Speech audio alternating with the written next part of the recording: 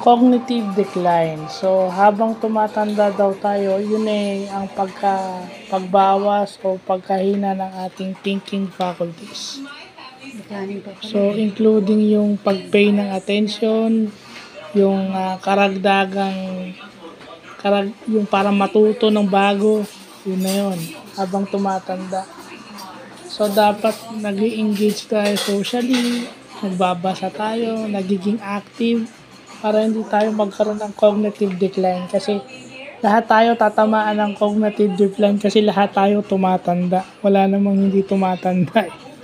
So, yun yung pala ang tawag dyan, no? Kaya hanggat pag alam natin medyo lampas na tayo sa kalendaryo, kailangan yun na ginagawa natin.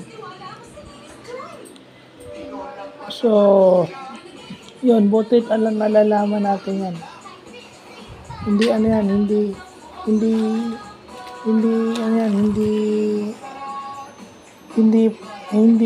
unusual yan. Regular na nangyayari yan. Kaso, yan yung ginagawang excuse ng karamihan.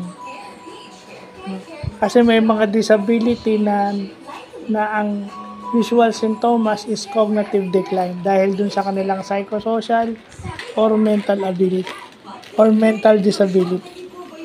So, yun lang po.